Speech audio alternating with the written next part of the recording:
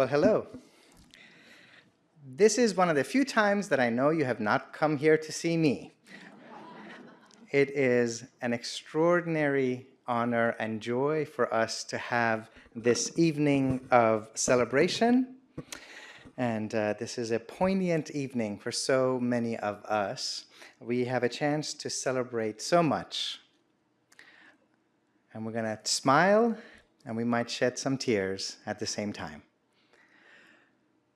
This is an evening for us to celebrate the Gorter family.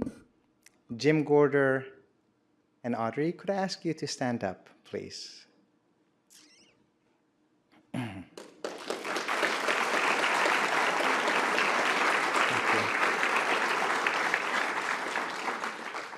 About 11 or so years ago, Duke started a commitment to having an informed conversation about Islam at a global level that would be informed by the deepest level of humanistic values.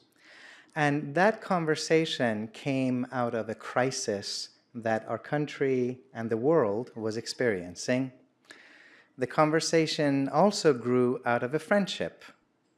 It was a friendship between Jim Gorter and my dear friend, Bruce Lawrence. Bruce, if there's one person here who doesn't know you, may I ask you to also stand up?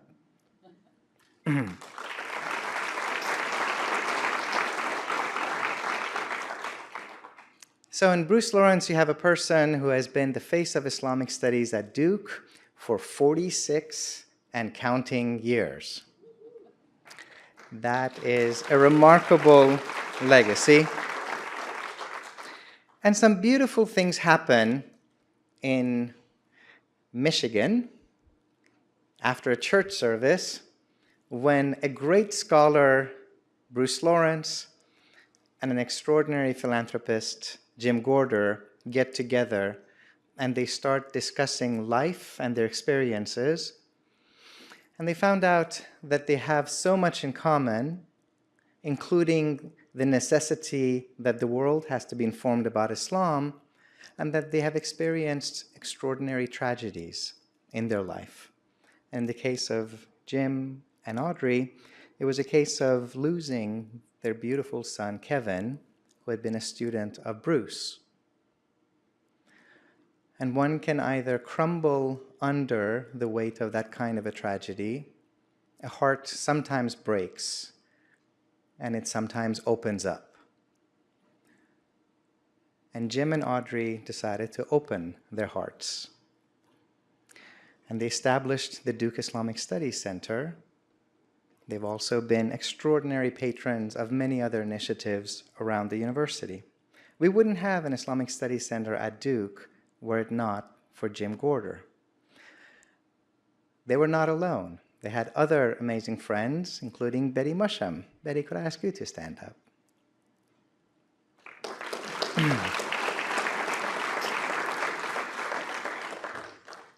And this holy trinity of Jim and Betty and Bruce were joined by more and more friends. And so we have an advisory board that has been supporting us. Could I ask the other members of the advisory board to stand up? Wow.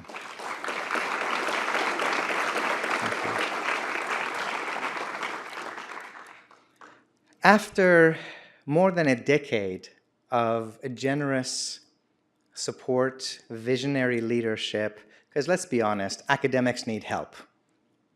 That was funny. I kind of really expected a laugh at that one. We do need help. We're great at ideas, lousy at execution, except it's thinking about executing our colleagues. Then we dream about that all the time.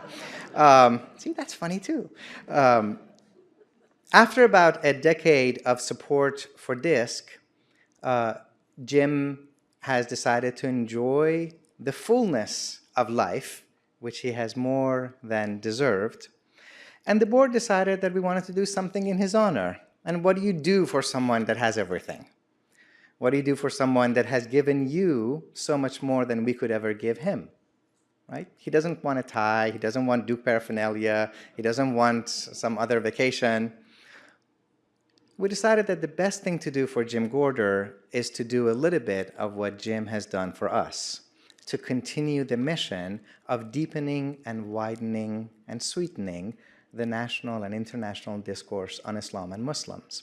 So the board came together through Betty's leadership, Gene Fife, an extraordinary man and a dear friend of Jim's, who has a wonderful neighbor that you're about to hear about in a second. And we said, we want to establish the annual Jim Gorter Lectureship, where every year we're going to bring to campus the person who's done more than anybody else to move the needle on the discussion on Islam and Muslims. So the board met together over a dinner at Bruce's house, and there was no hesitation about whom we wanted to ask. Every single person said Khizr Khan and Ghazala Khan. Our whole lives had been uplifted and transformed by seeing this extraordinary, courageous couple at the Democratic National Convention. We saw them stand there with Ghazala's dignified silence and Khizr's eloquent speech, and speak out of the depth of their conviction as Muslims, as Americans, as people who still hold up the American dream, as grieving parents. Very much like Jim, Khizr and Ghazala had lost their son, Captain Humayun Khan.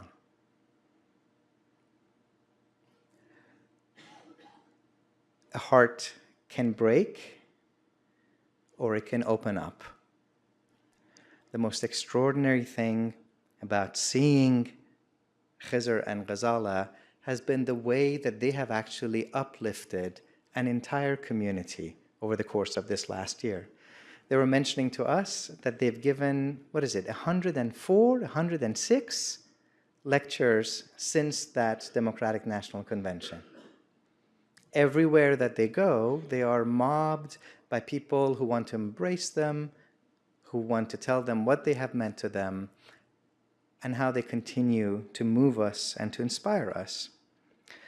If you know your American history, if you know your struggle for freedom, you know that this is, yes, a Muslim story, yes, a parental story, it's also a deeply American story.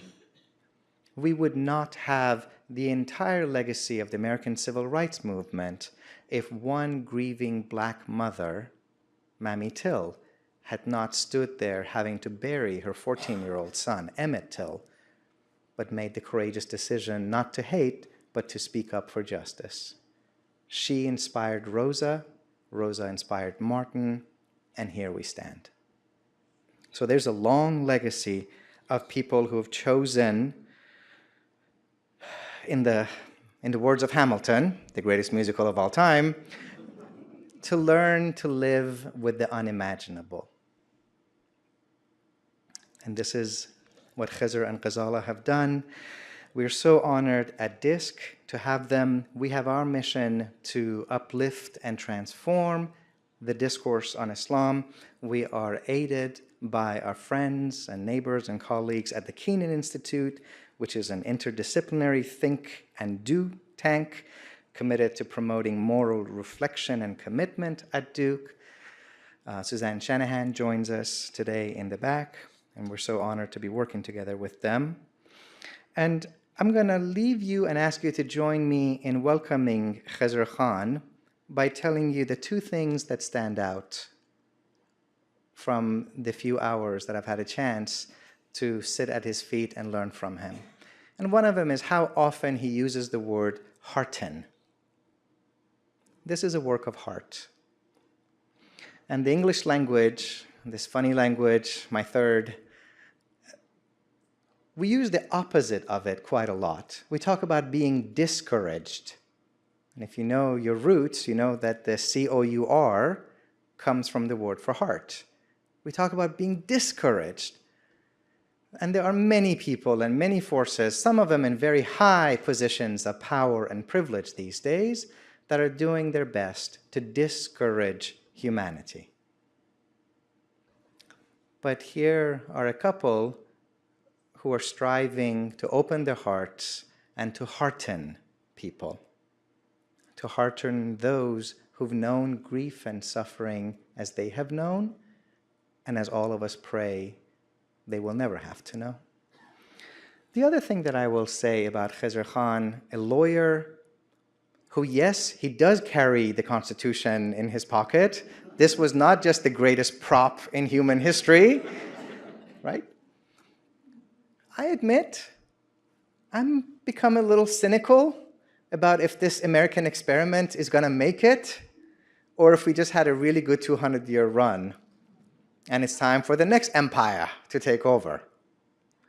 And here's somebody who stands and says, I have faith and hope that the rule of law will prevail. I need to hear that message from you, Khizr. I continue to meditate on it and to reflect on it. And let me end with the words that you gave us today. May the chain of light go unbroken. Please join me in welcoming Khizr Khan to Duke.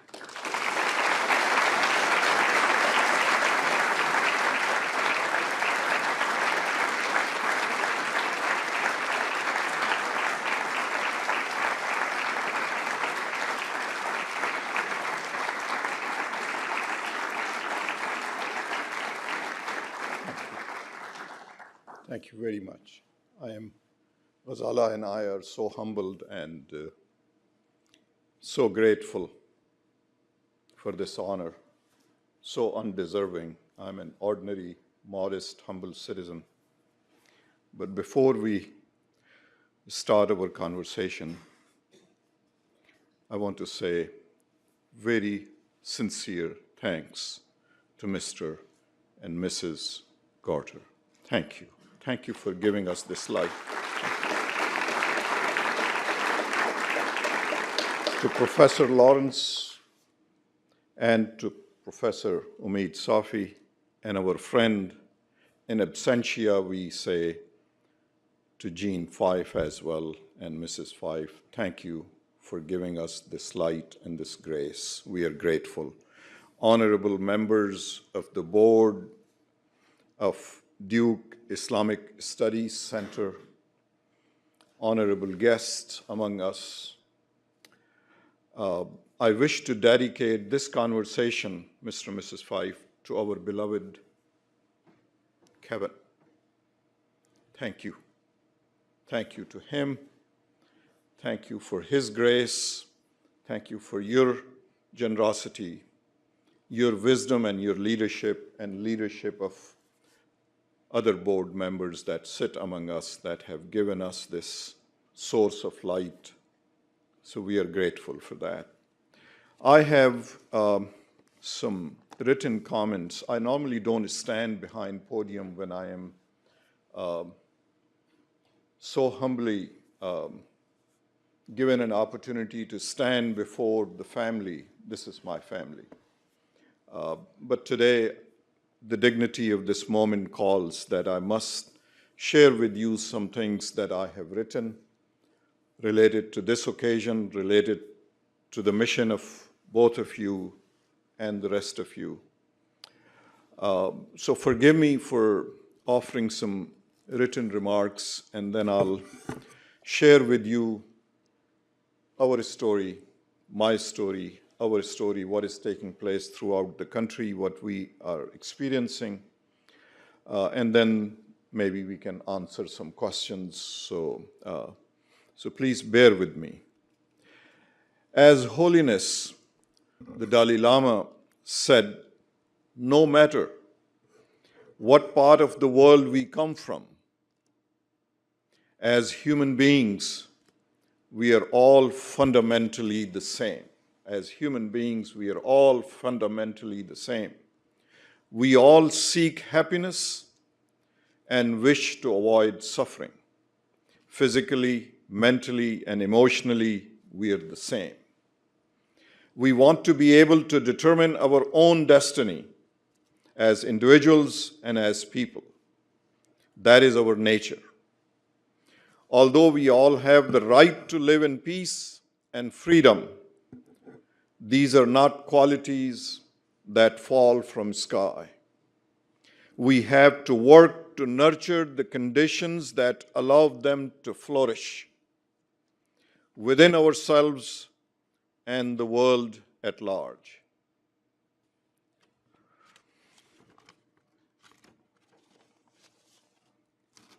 I'm a patriotic immigrant American. I'm a Muslim also. But being a Muslim is circumstantial to my calling. I'm here to remind others that whatever my faith or my creed, there are the holy maxims of enlightenment and reason that we all can agree provide for a path to greater social justice for all. In fact, the rise of Trump and Brexit can in some part be found in the voices of those left behind.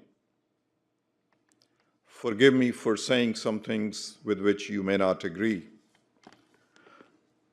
Those left behind not apportioned their share of justice and dignity. Had globalism been more inclusive to both nativist and refugee, there would be no Trump, no Brexit.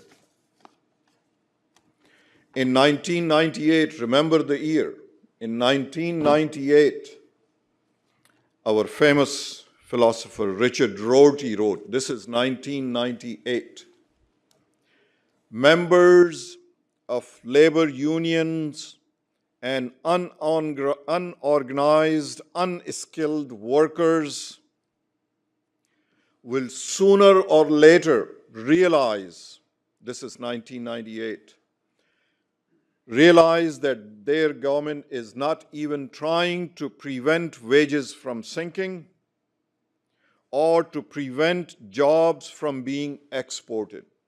He's writing in 1998. Around the same time, they will realize that suburban white-collar workers themselves, desperately afraid of being downsides, are not going to let themselves be taxed to provide social benefits for everyone else. At that point, something will crack. The non-suburban electorate, remember this is 1998, he's writing this and telling us, predicting what is taking place these days. The non-suburban electorate will decide that the system has failed and start looking around for a strong man to vote. Someone willing to assure them that once he's elected, this is 1998, once he's elected, the smug bureaucrats, the highly paid lawyers, overpaid bondsmen, and postmodernist professors will no longer be calling the shots. One thing that is very likely to happen is that the gains made in the past 40 years by blacks and browns will be wiped out. Jocular contempt for women will come back into fashion. All the resentment which badly educated Americans feel about having their manners dictated to them by college graduates will find an outlet, and they will elect a strong man. 1998, this was predicted. We must now align ourselves with a more inclusive globalism. I stand before the leaders of this country, leaders of mankind, and I use this word deliberately. More inclusive globalism and a stronger faith in personal values provided by equal protection and equal dignity. Our neighbor is not to blame.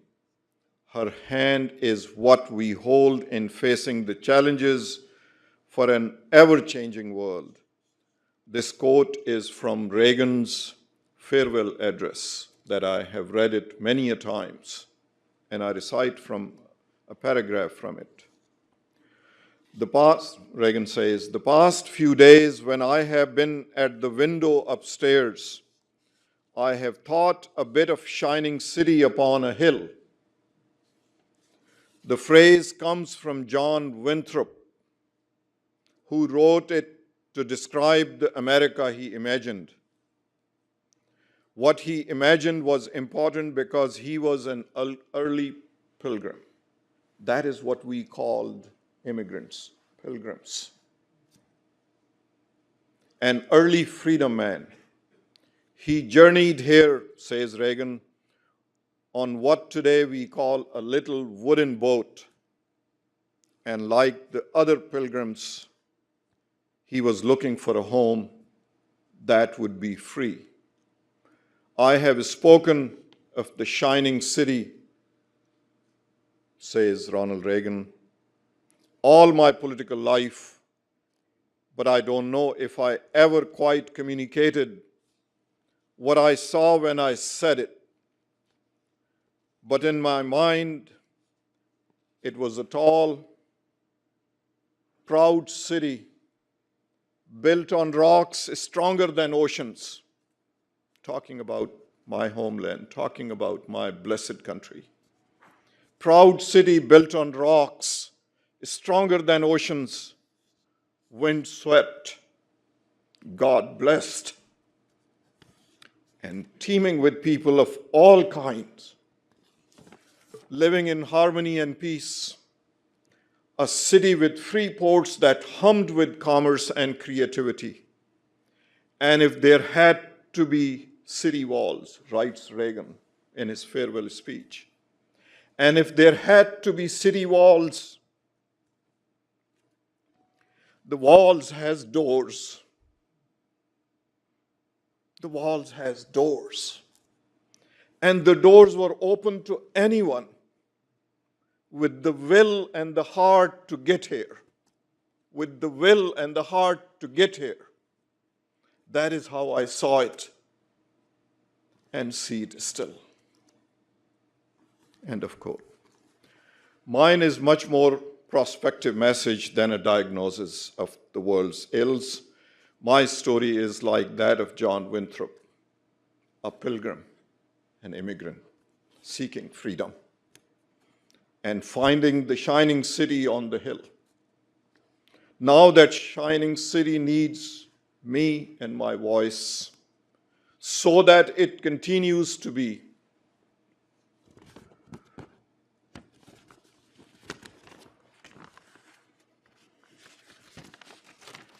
As Reagan described it, a beacon for all free-minded people that sit among us today. Let me share, I think this has been a little too long, but you understand the message that where we are. Let me come off behind the podium and be close to you and share with you our story. What has taken us, many of you have asked prior to this gathering and throughout our meeting with being in this blessed city and blessed institution, what took us to that stage, that public podium? What has made us continue this journey? And in brief, I will share those 2-3 stories, because all of this effort that I'm sure any one of you would do even more what we continue to do in our humble ways, modest ways. In December 2015, then candidate made the most bigoted statement of this country's election history. I will ban all Muslims I will throw out all Hispanic Americans. Women don't deserve equal dignity and respect. Judges are partial, and on and on and on. A few days after that statement,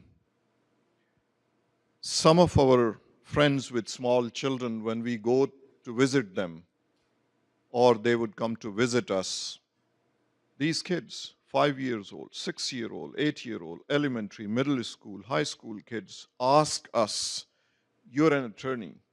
Can you please tell us, will we be thrown out? But we are born here. Our parents are citizens. Will we be thrown out of here because we are Muslims?"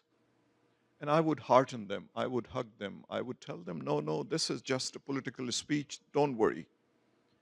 Nobody will harm you. Nobody will hurt you. Nobody is going to take away your parents.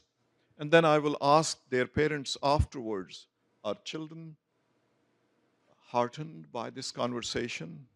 And parents will say no. Some of them would tell us that they don't want to go to school. Their little kids don't want to go to school. Why? We are sick. I don't want to go to school.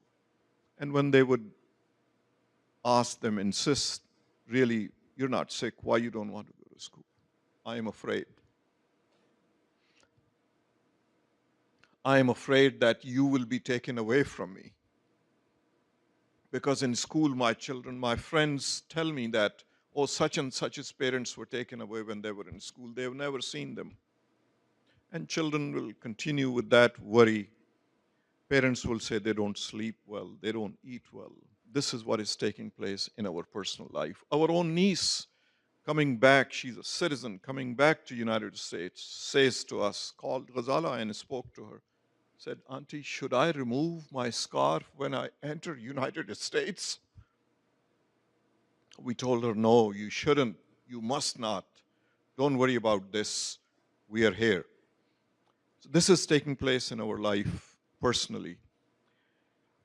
A newspaper writer, James King, out of New York, calls me and says, "Mr. Khan, this statement had been made last week. What do you have to say?" I gave him my thoughts, what I felt, how un-American such sentiments are. The America that I know is not that what utters such sentiments. So he wrote a wonderful article that was picked up by Democratic National Party's convention, and they prepared a tribute to Captain Humayun Khan based on those sentiments. They sent us link to that tribute that please see this. If we have your okay, we would like to present this tribute during the Democratic National Convention. We saw that tribute, it's available. Hillary Clinton narrates my words that I said about Captain Humayun Khan as a father. So that tribute was made part of the program, and we were asked if we wish to come and speak to the National Convention after the tribute. That is the tradition. They are inviting several other Gold Star families, and they are speaking after the tribute to their loved one. Would you come and join the convention? We told them immediately that we are private people. We are non-political people. I could feel, I am half-educated, but I am to some extent aware of the consequences. We were reluctant. We said, can we talk to you? Can we respond in a couple of days? So Ghazala and I spoke to one another, and we said we should consult our well-wishers. We called our friends, we called our other children, and told them this is the invitation that we have received. Unanimously, they all said, do not go. You will be maligned, you will be disrespected, you will have such an attack because you will be fair game. Now you have put yourself in the public limelight and you're deserving of the criticism. You cannot then hide behind privacy. So we said, all right, we will consider that. Ghazala and I sat. those 2 days, mostly in the room that we have dedicated to Captain Humayun Khan. His picture hangs there, his uniforms, his books, and other wonderful things that he cherished. We sat in that room and we spoke to one another. Should we? Shouldn't we? We're non-political. We are all set. We are peaceful people. We have never participated in this. And then the voices of children, their concern, their questions. Very seldom I share this. Then came a small note in an unstamped envelope. And I checked the mail. It was in the mailbox. I opened that small envelope. It was written by 4 fifth graders, addressed to us, Mr. and Mrs. Khan. Can you please make sure that our friend Sophia is not thrown out of this country? I read that note. I read it to Ghazala. And we sat in that room and we looked at Captain Humayun Khan's picture. This is the grace that he has left us, is that in care of others, nothing is worthy. Care of others elevates you to a level where you can only imagine. He gave his life in care of others, protecting others, saving others. We looked at his picture. Ghazala and I decided that we will speak. We called the Democratic National Committee and we told them that we will come and speak.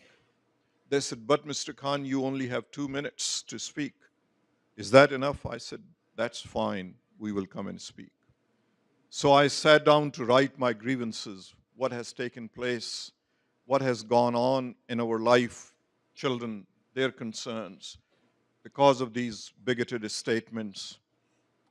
And it was 4 pages, 5 pages, 10 pages, 12 pages, on and on. And poor Ghazala would sit. She always had been, we've been married 42 years. She always been my editor, my source of strength. She would sit across the table and I would read her those written pages. And it'll be 20 minutes. It'll be 15 minutes. And she would say, Mr. Khan, you have to read faster. So I'd read it faster, still not coming to 2 minutes. So she began to scratch paragraphs, came down to 260 words. And the rest is history. You saw she was attacked because she did not speak. This is what went on. Throughout the conversation of this, I always ask her, Ghazala, please say something when you are up there. And her answer would be same what is today, that whenever Humayun's picture is on the stage, I cannot speak. I will indignify this occasion, so don't insist for me to speak. I will stand next to you as a source of support, but don't make me speak. I will not be able to maintain my composure. I may fall off, and that will be so indignified to that moment. So she stood next to me. And the facts are totally contrary to what has been alleged. Since 2005, we had been keeping supply of pocket constitution. Whenever the Corps of Cadet comes to our home to pay us a visit, I didn't want them to go empty-handed, and I couldn't afford expensive books. I looked at American Bar Association's website, and there was pocket constitution for 99 cents, so I ordered 50 of them to keep the supply, and I would present each and every one of them one copy of it, that very soon you will be taking an oath to this document. Read it. Most of them would say that they have taken courses throughout the college and throughout their schools, but they never read the Constitution the way this Constitution is written, Declaration of Independence, then the Articles, and then the Bill of Rights. And they would receive it gracefully and and would enjoy having that. So since then, I have been keeping a copy in my pocket. So we went to Philadelphia to appear at the convention, and we are leaving room. We were instructed not to bring any metal in your pocket, keys and coins, make sure that so you can go through the security promptly. I am walking in the hallway going towards the cab to go to convention, and I feel the bulge in my coat pocket, and I have my pocket constitution in my coat pocket. I ask Ghazala, can I pull it when I say, have you read the Constitution of the United States? Ghazala says, no, you cannot do this. That is against the dignity of the event. You must take permission first from them before you do such a thing. I yielded. So we get to the green room through the security, then to the green room. Green room is below the stage with lots of floodlight and noise, because ordinary citizens, ordinary people, when they are invited to such event, have not experienced something like this. So they don't have the know-how how to deal with flooding lights, or the noise, deafening noise. So they give you 2 minutes to get acquainted before they send you up on a stage. It's so well choreographed. So we are standing. Kareem Abdul-Jabbar is ahead of us. He's introducing Captain Humayun Khan. We literally looked at, Ghazala and I looked at each other. He said, this had to be meant. Kareem Abdul-Jabbar was Captain Humayun Khan's most favorite player. He had always praised him. He had always enjoyed watching Kareem Abdul-Jabbar. We didn't know that. He didn't know that. He was ahead of us, and we said, he greeted us and said, I am here to pay tribute, and I know you are Captain Humayun Khan's parents. I am paying tribute to him.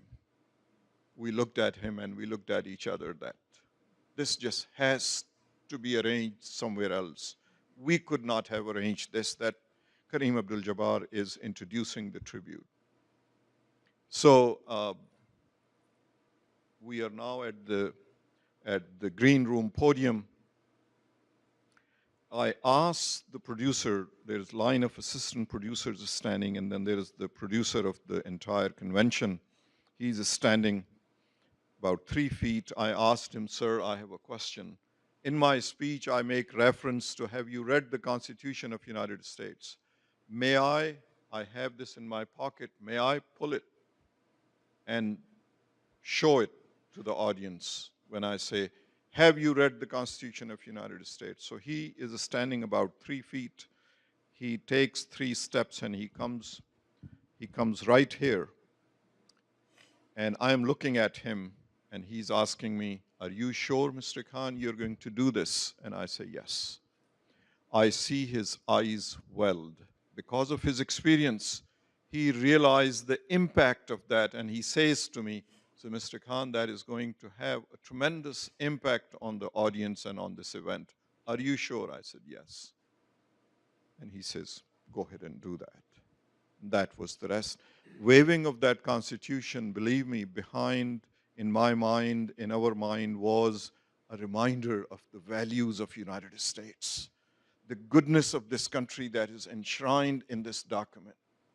I don't call these Bill of Rights as amendments to the Constitution, generally written, amendment number 1, number 2, number 5. I call them dignities, human dignities that we all cherish, that we all aspires to have in our life. These are not only American, only those who are blessed among us to be American cherish.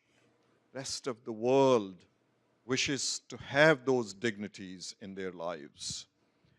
The world is divided very clearly in 2 sections. One is authoritarian regimes, authoritarian systems, rulers dictating what rights one will have or will not have. It is up to their discretion.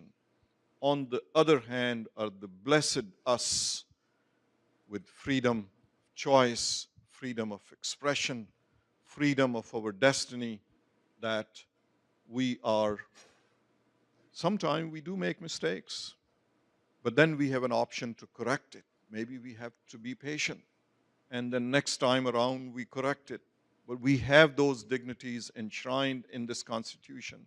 It is worth standing for, it is worth fighting, it is worth defending these dignities. These dignities did not come without sacrifice.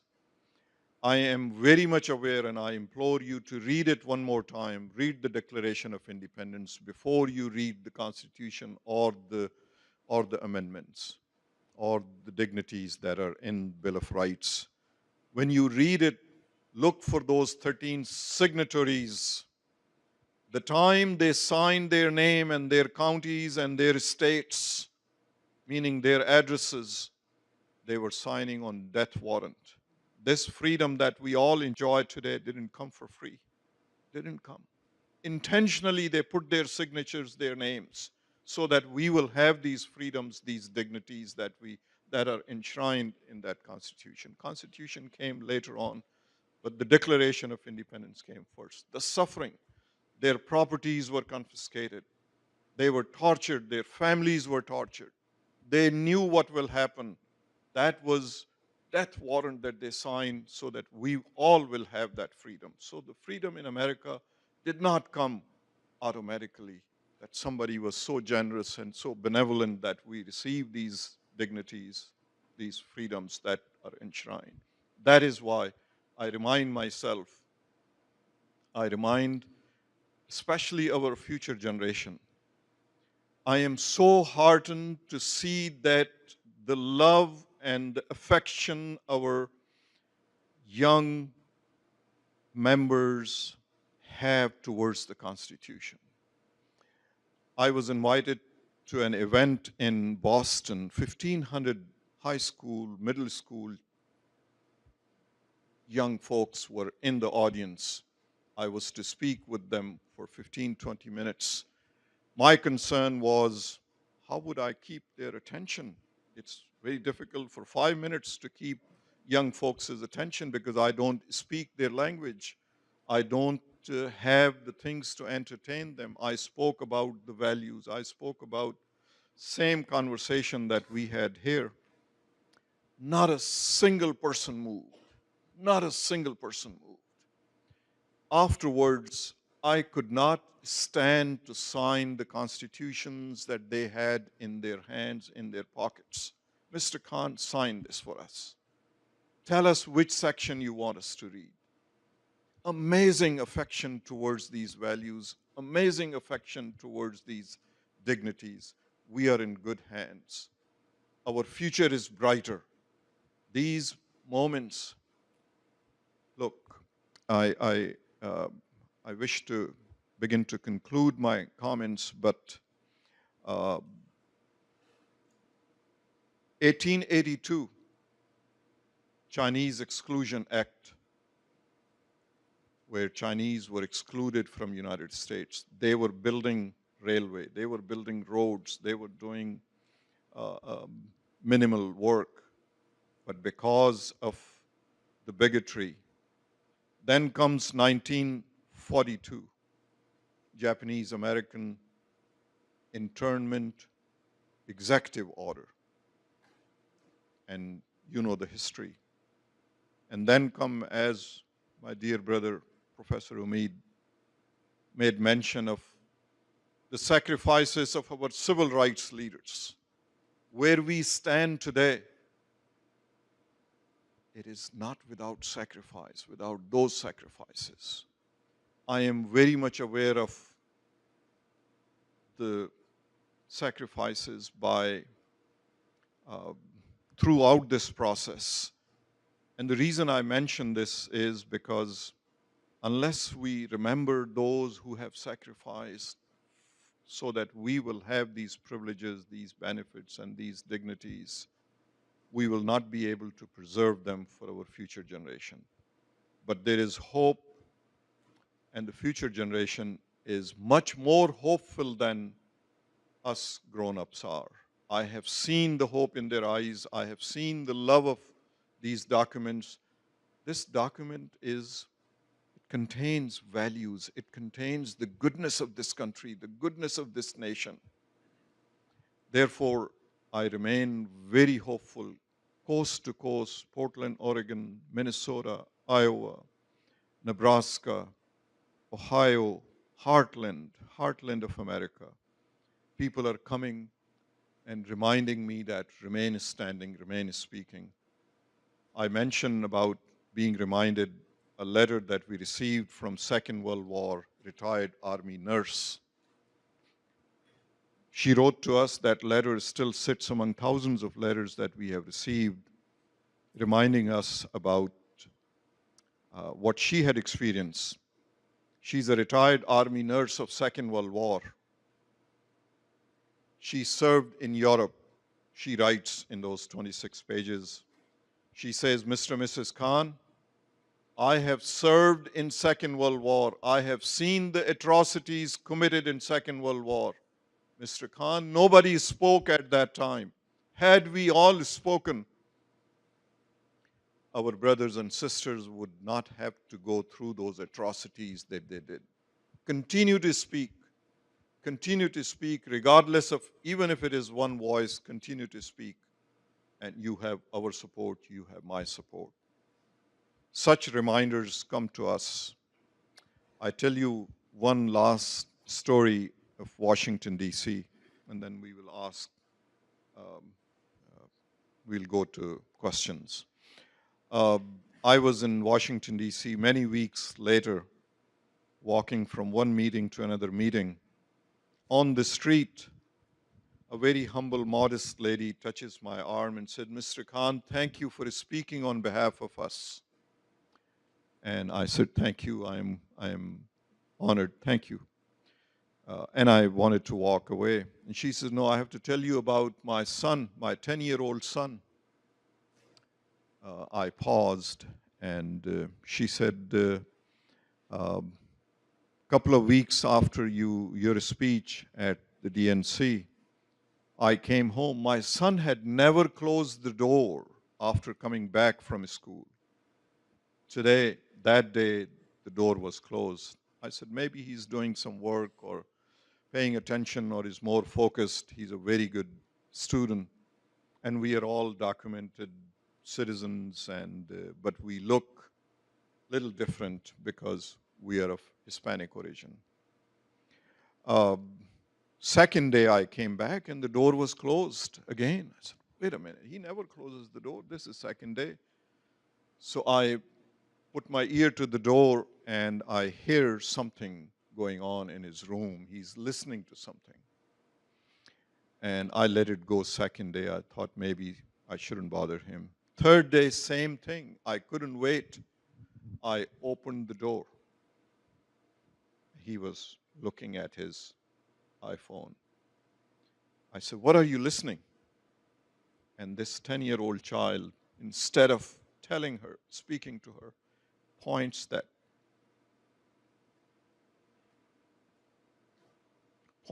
telephone towards his mother, this, and turns away. Mother looks at it. So why? Why you listen to this? I came 2 days ago, you were listening to this, didn't you? He said, yes. I said, why second day? Why third day? Why are you listening to it? Once is enough, twice is enough. And this is what this 10-year-old, this mother is telling me on the street. And I'm just sinking in and being humbled in front of her.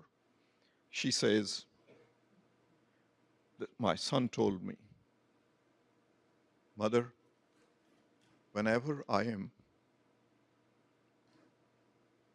bullied and harassed in school, I come back and I listen to this speech. It heartens me. It strengthens me. I go back. And then whenever my classmate bullies me, harasses me, I come back and I listen to this. It gives me courage to go back again, that things will be okay. So this wise mother takes this. Next morning, mother says to the son, let's go to the principal's office. we'll talk to her that you are being bullied and harassed. She takes to the principal's office, and the principal is a wise person. She calls the whole class without lecturing, without saying anything, without any investigation. She calls the whole class to her room, asks everybody to sit down, says nothing at all, and plays that speech again for the whole class and dismisses them and says, "Thank you, go back to your class." A couple of days later, mother asks her son, "Son, how is it since we went to principal's office? Have things gotten better?" And this child has a smile on his face. Says, "Mother, the whole class is my friend. They love me, they take care of me, they laugh with me, they play with me. Thank you for making that happen. Thank you for taking me to the principal's office."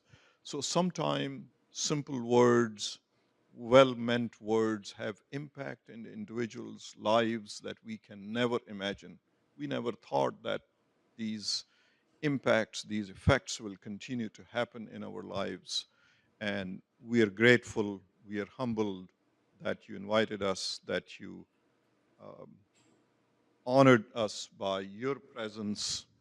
Uh, we are continuing to speak throughout the country for nothing else. These are not political attacks. These are not political disagreements and all. Those are ancillary conversations. The main conversation is to remind ourselves that our values, when they come under attack, we all stand up like a wall of steel. We will never let that happen. These values are beacon of hope for the entire world, whatever modest means. Sometimes folks ask me, you take things too far. Is United States the perfect place on earth? Not at all. There is so much room to make it better. We make mistakes, we make foreign policy mistakes, we make domestic policy mistakes.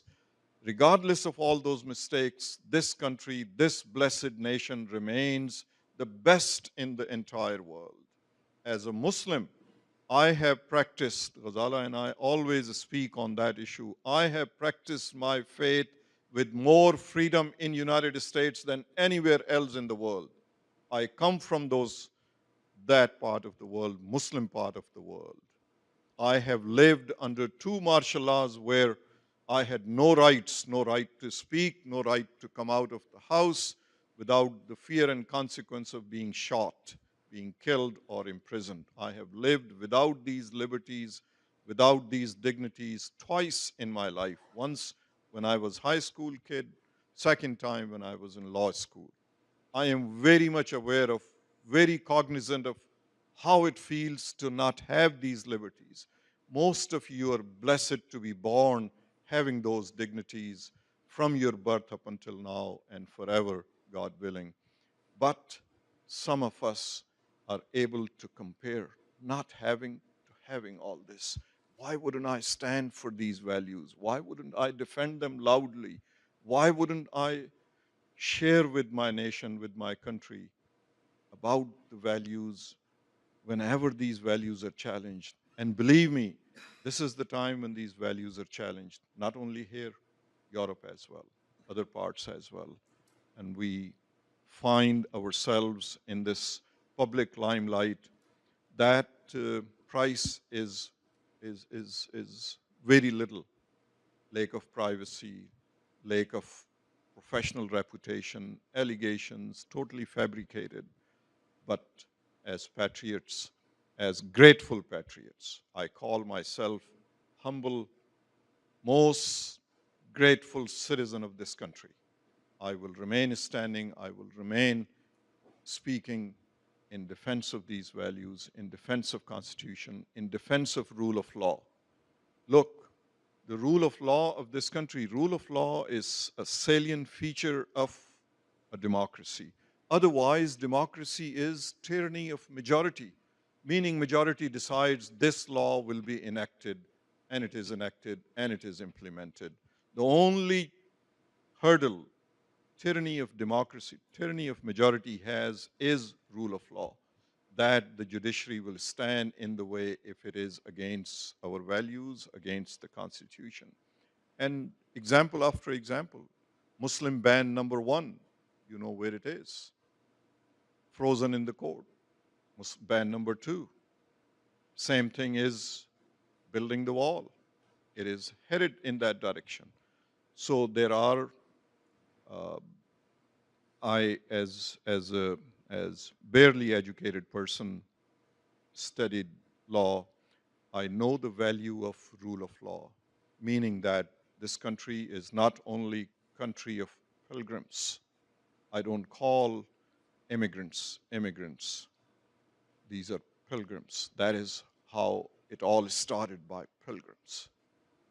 And we are country of pilgrims. We are country of law and rule of law. Always remember that. Be patient. Speak to your congressman. If you have disagreement, speak to your senator. All these town hall meetings that are taking place, these are being heard. Otherwise, Affordable Care Act would have been repealed by now.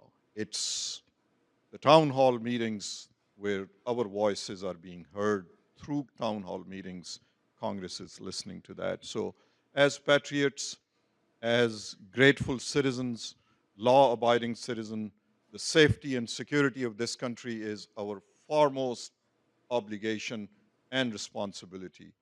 That is what a patriot does, stands for its country, for its values, and we will continue to do that.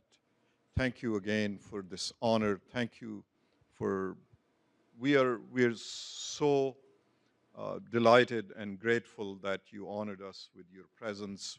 We are grateful allowing us to be part of this wonderful chain of light, I call it, borrowing from Professor Lawrence's words, that this chain of light that these wonderful people have started, it continues. We are all beneficiary of that chain of light. And at your level, continue this conversation. Never be discouraged. These moments have come and gone, and our country has survived. Our values have survived. We are a blessed nation on planet Earth, leader among the mankind. Thank you. And we will get to the question answer.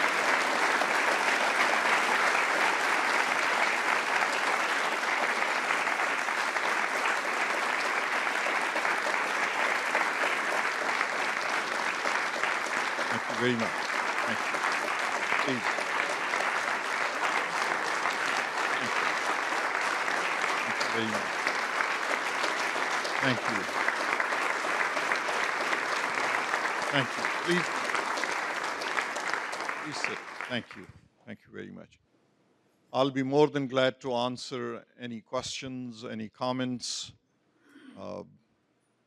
Please feel free to come up and ask question or share your thoughts.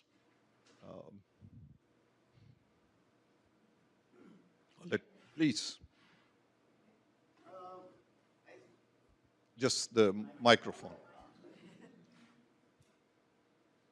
I saw your presentation in Democratic National Convention, and then I also saw on PBS, you know, and in first week of August, there was the interview.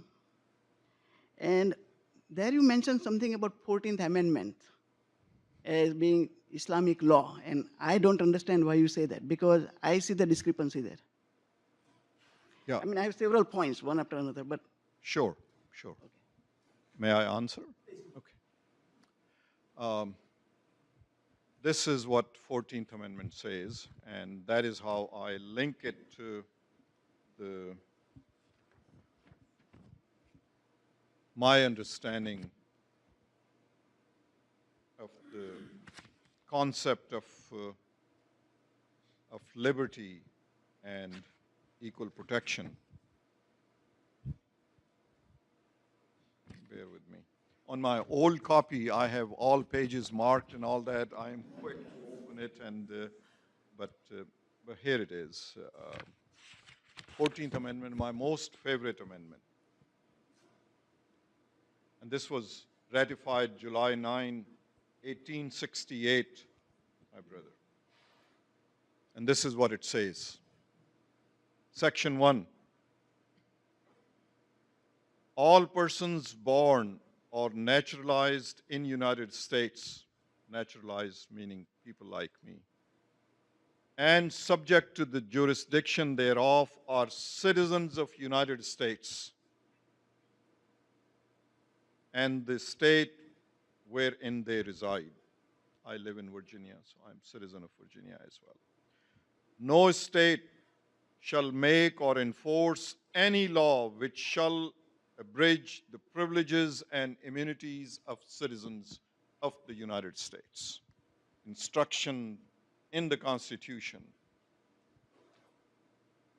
No state shall make or enforce any law which shall abridge the privileges and immunities of the citizens of the United States, nor shall any state deprive any person of life, liberty, or property without due process of law.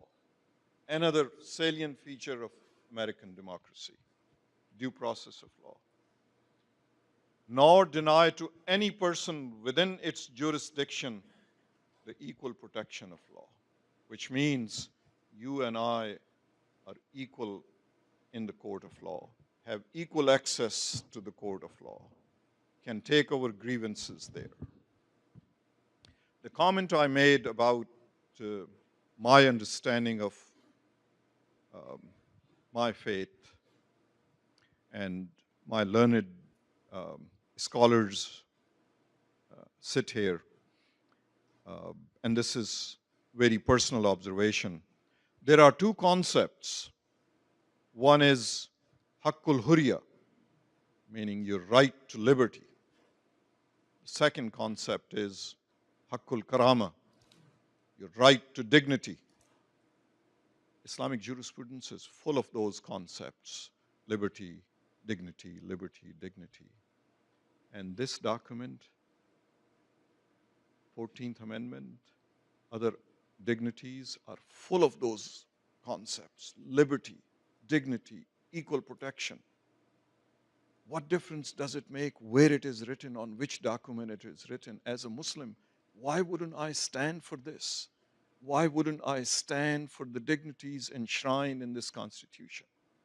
It is that I said that I feel such an affection as a Muslim towards the concept in this Constitution. All faiths, in my simple-mindedness, all faiths are to uplift us, uplift the mankind, uplift the people that practice those faiths, or those don't practice any faith. To me, as a Muslim, we are all created equal, with equal dignity, with equal grace, with equal opportunity to make our lives better. That is why I read the statement initially that regardless of where we come from, we all aspire to be safe and to have peace and prosperity in our life.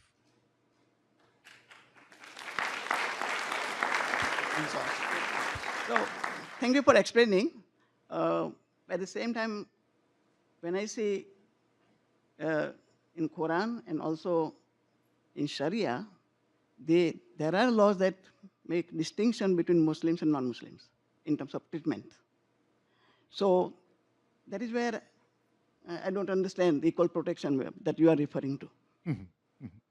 Well, look, my understanding of my holy scripture is this. You have to sometime not take the word for word for word. You have to understand the concept that is being presented. Sometimes we get carried away with the literal meaning of concepts that are enshrined in these scriptures, and we begin to argue on those bases instead of taking the main purpose of that. If there are any distinctions, if there are any conflicts that you find, Quran or Constitution of United States, I don't. That is my interpretation. I feel that my reading of Quran enhances my belief in these human values. I don't deal with, I try to ignore. Ghazala and I always have this, that somehow some of us have gotten carried away with the dogma, with the word for word interpretation, and have missed the main purpose of our faiths and our religions. It is to bring us closer. It is to make you and I with equal grace, equal dignity, equal rights, equal protection. So we can either use those concepts to create differences, or we can use those concepts to bring mankind together. And I feel personally, and this is my humble opinion, there sit the scholars of Islam, not I. I am an ordinary, barely educated person. I feel that mankind has come to a point where we all have to look at each other with equal dignity, moving forward. That is what is the call of mankind. And my faith has never discouraged me, have never encouraged me to differentiate. That, oh, this person is from this faith, this person is from this faith. I don't see it that way. We, Ghazala and I, always use two words to explain our faith. If somebody asks, explain your Islam to me, explain your religion, your book, your Quran and all this, this is how I say in two words. One is my creator. Again and again in Quran says, Rabbul Alameen, he's the creator of the entire universe. Who am I to distinguish that? The person who doesn't believe in that is less than I am, or I am better than he is because I believe in certain dogma and certain concept. Second word is Prophet, peace be upon him. His designation was Rahmatul Alameen, meaning that mercy for the entire mankind. Who am I to declare that, oh, such and such is not Muslim, such and such is Muslim, because he's Muslim, he's better. He's non-Muslim, he's not better. Who am I to declare that? My Creator has instructed me, Rabbul Alameen. He's the creator of the mankind, of the universe. So that is my understanding. Simple-minded may it be. I feel that that is the purpose of our faiths and of our humanity.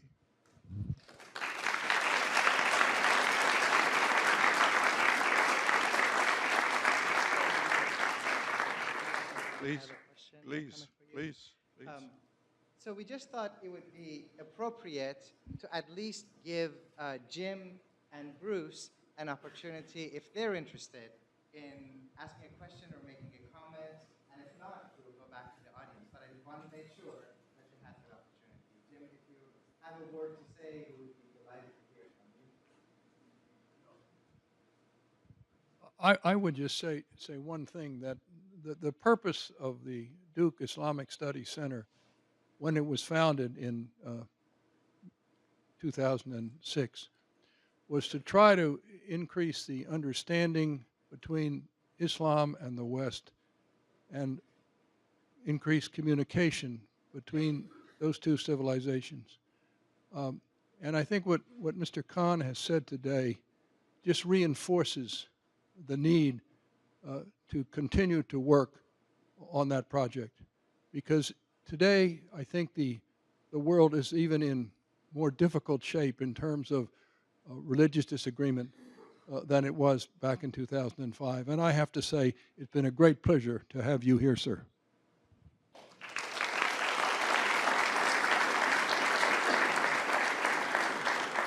The only thing I want to say is that I didn't think I'd live long enough or be at Duke in a sufficient length of time that I would actually have someone come here whose name reflects the best that I read as a non-Muslim when I read the Quran. Because for me, the name that embodies some of the best attributes of all of Islam is the name Khizr.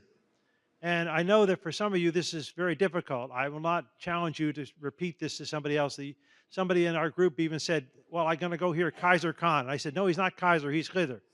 And the reason I make the distinction is not only to point out that it's important to pronounce it Khizr or Khidr if you like Arabic, but that Khizr is a figure who actually appears in the Quran in Surah Al-Kahf as that person who upstages, if you can believe this, the great prophet Musa or Moses.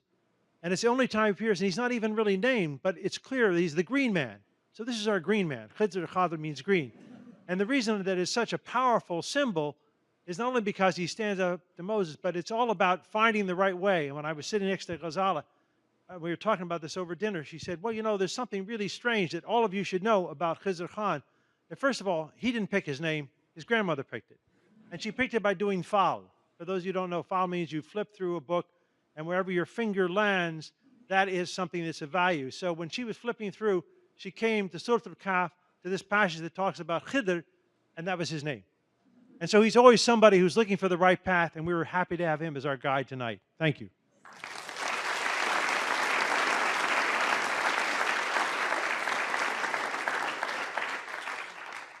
We have, I think, some more questions from the audience. Please come up to the microphone. Two parts. What has been the effect on the international religious community in general since the Democratic National Convention, and the effect on your other children and the rest of your family? Thank you. I won't dwell on our concerns and negativity that has come through this process, because that is un-American. It need not be repeated. We are concerned. We take precautions where we go, where our family goes, how we move around.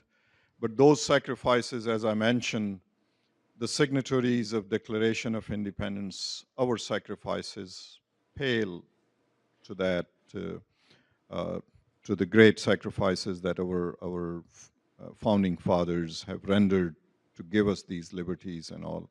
We are merely a small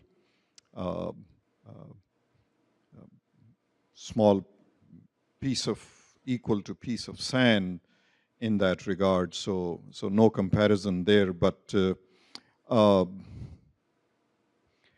internationally, and then again it goes back to my hopefulness, we have had television and media from Japan, from South Korea, from Germany, from France, from Europe, from Britain, from Denmark, from Sweden, with their cameras, with their editors, with their reporters coming to our home and wanting to see, what is this constitution that you have? What are values that you speak so highly? And so I asked them this question: are you asking these questions about the equal protection, about 14th Amendment, about First Amendment, because you want to make your presentation interesting? They said, no, we are not asking this. Our audience are asking us to ask that question. Bring us this information. What is 14th Amendment? What is freedom of religion? What is freedom of press? These are people other sides of the ocean, aspiring to these values. They have invited us to come. Tomorrow we are in Dallas, day after tomorrow to London, and then to Oxford. And then there are other invitations from other parts of the world. I don't take this that this is to this person, not at all. They want to hear. The world wishes to see, wishes to hear the words, wishes to see where these words are written, who wrote them, what are the benefits of these concepts and these words in individuals' lives. Somehow we have been, in my broken English, in my wrong English, which is still improving, still learning the language, we have been able to convey some of it, part of it. The world is listening. So is the world is listening from all of you in every capacity, in different capacity. The reason is that the world, as Honorable Mr. Gorter said, that it is more troubled place today than ever before. Therefore, the world, the mankind is seeking guidance, is seeking advice, is seeking example. And ours is a wonderful example to present. Momentarily, there is a blimp, there is a little darker moment in our history, but it's momentary. Our history, the history of the blessings, the great values, the very first experience in the United States we had when we first arrived with two small children. Ghazala was still unpacking, carrying bags from our car into. Immediately, our neighbor carried 2 grocery bags, came to our door. She said, "I am your neighbor, welcome. I saw you have 2 small children. I brought some groceries for you that you may not have it." That's the America we came to. That is our America. That is the America that we are so proud to call our home and our country. She did not ask what religion you practice, what country you have come from, what language you speak. It's the basic human dignity, generosity of this nation. Throughout the country, that is what we experience. I sit in aeroplane, humbly bowed, reading my book. There would come a note. Ghazala had been witness to it. She would receive the note from somebody that is sitting back, writes, "Thank you, Mr. Khan. Thank you for speaking on behalf of our country." It is that goodness that prevails in this country. As I mentioned, every incident, every handshake, every conversation is so full of hope, full of goodness of this country. That is why I call this is the most blessed nation on planet Earth. We will keep it that way. It's our obligation. It is my obligation. We will continue to do that. Thank you. Thank you very much. Thank you. Yes, sir. If I could follow up on what my dear friend Bruce had said in talking about the very name and the beautiful name that you've been given, Khizr. For those of you, those of us who've grown up with the Quran and know the story, there's a moment in which Khizr and Moses part ways, and it's at that moment that the blessings come. And he says, "Haza faraq bayni wa baynak." This is the moment of parting between me and thee. You've been given the name Khizr, and you've been giving us the blessings in your presence, and it will linger long after you've moved on to the next conversation and the next conversation and the next. I'm going to bring the conversation to a formal conclusion only because I have watched enough videos of Khizr to know that there are many of you that want to come to have a chance and shake their hands. And I know quite a few of you, Amani, who want to have your pictures taken with him. So please join me in thanking Jim and Audrey Gorter, Bruce Lawrence, Betty Musham, Jean Fife, and most of all, Khizr Khan and Ghazala Khan.